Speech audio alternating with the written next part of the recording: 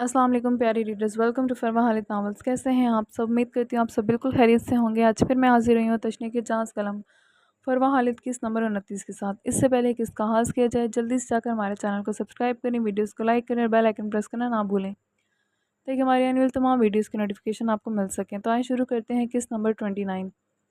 उसके चेहरे पर फैला इस इज़्तिराब मीरब को कोई और कहानी सुना रहा था। मीरब ने नज़र उठाकर ज़ाराब की जानिब देखा था, जो इस वक्त अर्शियान और फ़िरोज़ के दरमियान में खड़ा बहुत ही संजीदगी से वो बात कर रहा था। मीरब के साथ साथ बहुत सारी रिश्क और हसद भरी निगाहें उन तीनों खानों पर जमी हुई थीं। वो तीनों ही तो थे जिनकी वजह से इतने दुश्मन होने के बावजूद अभी तक कोई खान हवेली को तोड़ नहीं पाया था। वो तीनों सब पर भारी थे। वहाँ खड़े गिलानी और राजपूत हवेली से आए खानों के खिलाफ लोगों का बस नहीं चल रहा था किसी भी तरह इन तीनों को ख़त्म करके हर शय पर अपना राज जमा लें।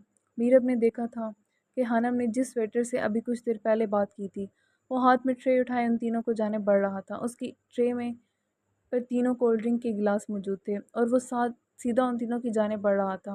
कहीं लड़की इनको जहर तो नहीं दिलवा रही। मीरब की छठी हिस्स ने कुछ गलत होने का इशारा किया था और इतना तो समझ गई थी कि इस ड्रिंक में कुछ ना कुछ मिक्स किया गया था। क्या मतलब? शाहनूर इसकी बात पर अचंभे से उसकी जानिब देखा था। सुल्तान शाह की भतीजी इन तीनों के साथ कुछ गलत करने वाली है। मीरब की बात पर शाहनूर ने भी तड़प कर उनकी जानिब देखा था। जैसे जैसे वेटर इन तीनों के करीब जा रहा था, हनम के चेहरे की मुस्कुराहट में इजाफा हो रहा था। नहीं, ऐसा नहीं होना चाहिए, मीरब उसे रोकना होगा। शाहनूर की बेकरारी भरी नज़रें अर्शियान पर थीं। सबसे पहले वो गिलास उसी ने उठाया था। शाहनूर को अपना दिल रुकता हुआ महसूस हुआ था। इससे पहले वो बेख्तियारी में अर्शियान की जानिब बढ़ती, मीरब ने उसका हाथ थाम लिया था। रुको। मीरब की बात पर शाहनूर ने बेयकीनी से उसकी जानिब देखा था। तुम भी ऐसा चाहती हो? अपनी आंखों के सामने किसी को मरते कैसे देख सकती हो तुम? शाहनूर की आवाज़ नॉर्मल से काफ़ी ऊपर थी। उसकी आंखों से आंसू निकल आए थे। अर्शियान खान न्याजी से उसकी बेपनाह मोहब्बत थी। मीरब भी लम्हे भर के लिए उसके अंदाज पर हैरान हुई थी। मगर शाहनूर बहुत ही नरम दिल की मालिक थी। वो किसी को अपने सामने नुकसान पहुंचाते नहीं देख सकती थी, चाहे मुकाबले उसका दुश्मन ही क्यों ना हो। मीरब भी यही वजह समझी थी। उसके फरिश्तों को भी अंदाज़ा नहीं था कि उसकी बहन अर्शियान खान न्याजी के इश्क में गोडे गोडे डूबे हुए थी।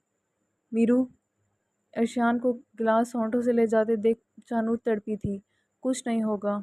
जब तक ये तीनों एक साथ हैं, इन्हें कोई कुछ नहीं कर सकता।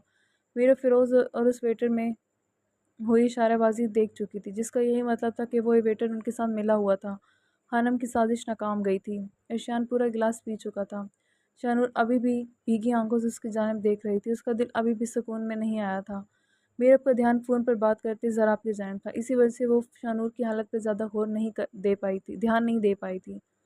ज़रा फ़ोन पर बात करता अब अर्शियान और फ़िरोज़ को कुछ कह रहा था, जिसके बाद वो दोनों अलर्ट हुए थे। मीरब जो पूरी तरह से इन पर नज़र रखे हुए थी, वो भी जल्दी से यावर की जानिब भागी थी, जो स्टेज से कुछ फासले पर खड़ा हुआ था।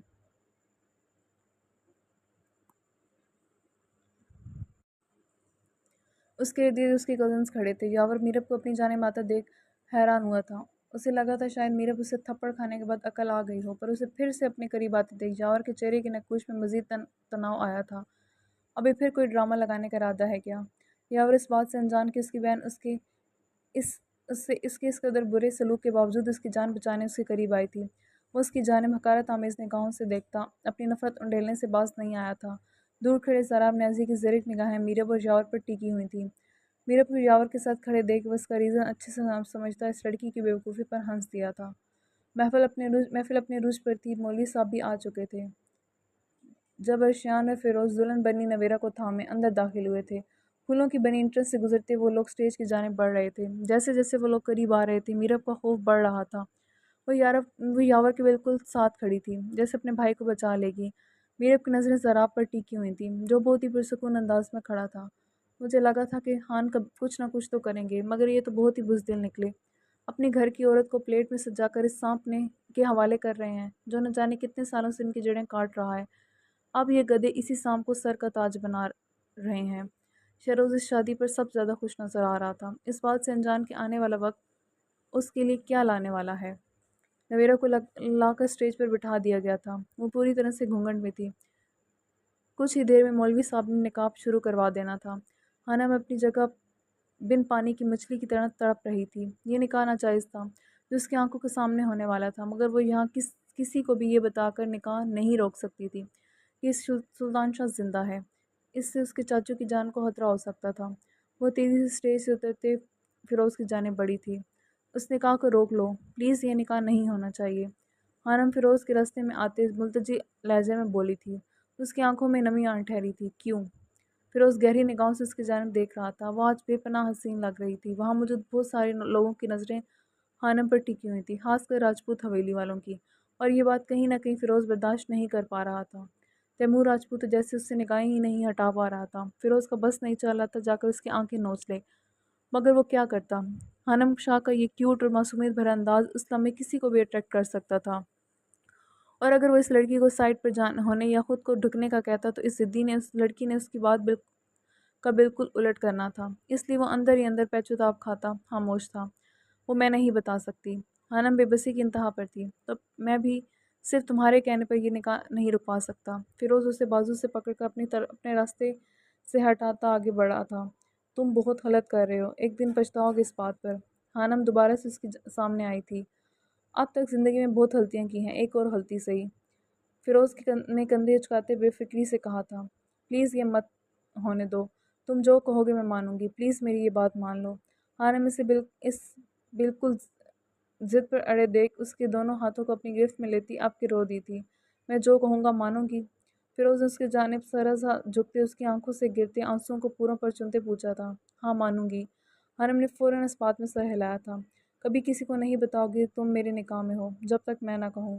فیروز کی بات پر خانم نے جھٹکے سے اپنی گھنیری پلکیں اٹھا کر اس کی جانب دیکھا تھا۔ کیا مطلب؟ مگر کیوں؟ خانم اس وقت اس کے منہ سے ایسی بات سن کر شاک ہوئی تھی۔ اگر یہ شادی رکوانا چاہتی ہو تو ان پیپرز پر دستخط کرنا ہوگا۔ فیروز نے اس کی بات کا جواب دیے بغیر اپنی پاکٹ سے پیپرز اور پین نکال کر اس کی جانب بڑھا دیے تھے، جبکہ خانم ابھی تک ٹھیک سے سمجھ بھی نہیں پا رہی تھی کہ یہ شخص اب پھر کون سا نیا کھیل کھیلنے والا تھا اس کے ساتھ۔ تمہارے پاس وقت کم ہے، تم جتنا سوچو گے اتنا نقصان ہوگا تمہیں۔ فیروز نے اشیان کی جانب دیکھا تھا، جو اسے جلدی کرنے کا اشارہ کر رہا تھا، جبکہ ضراب کی نگاہیں اس وقت صرف اور صرف میرب پر تھیں، جو خود کو خطرے کے سر پر لیے کھڑی تھی۔ کیا واقعی میرے ان پر سائن کرنے سے تم یہ شادی روک دو گے؟ خانم نے بے یقینی سے اس کی جانب دیکھا تھا۔ جب فیروز کے سر ہلانے پر وہ بنا کچھ سوچے سمجھے خانم ان پیپرز پر سائن کر گئی تھی، وہ اپنے چاچو کے لیے کچھ بھی کر سکتی تھی۔ وہ 3 سال پاگل خانے میں قید رہ سکتی تھی، تو اس کے نزدیک ان پیپر پر سائن کرنا کوئی بڑی بات نہیں تھی۔ خانم نے جیسے ان پر سائن کیے، فیروز ان پیپرز کو مسکراتی نگاہوں سے دیکھتا وہاں سے ہٹ گیا تھا، جبکہ خانم ابھی تک اسی بات میں پھنسی ہوئی تھی کہ اس نے جلد بازی میں جو حرکت کر دی تھی وہ آگے چل کر اس کے لیے کون سی نئی مشکل کھڑی کر سکتی تھی۔ اسے فیروز خان نیازی پر ذرا سا بھی بھروسہ نہیں تھا۔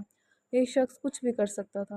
اس کا یہ شک بالکل ٹھیک بھی تھا۔ وہ بیت کے سامنے فیروز کے حوالے سے جو بول کر آئی تھی، فیروز کی ناقابل سمجھ پرسنالٹی کی وجہ سے وہ تو ابھی تک اپنی پلان پر کام نہیں کر پائی تھی، مگر فیروز اس کے ساتھ جو کھیل کھیل رہا تھا اس کا علم خانم کے فرشتوں کو بھی نہیں تھا۔ مولوی صاحب نکاح شروع کروانے کے لیے اسٹیج پر آئے تھے۔ نویرہ یعقوب نیازی کے ساتھ ایک صوفے پر بیٹھی تھی۔ اسے سر سے پیر تک کور کیا گیا تھا۔ اس کے اوپر بلیک شال ڈال کر اسے پوری طرح سے ڈھانپا گیا تھا۔ نویرہ کا پورا وجود دھیرے دھیرے کانپ رہا تھا۔ اس نے اتنا بڑا فیصلہ تو کر لیا تھا، مگر اب اسے ٹھنڈے پسینے آ رہے تھے۔ آنے والے وقت کا سوچتے اس کا حلق سوکھ رہا تھا۔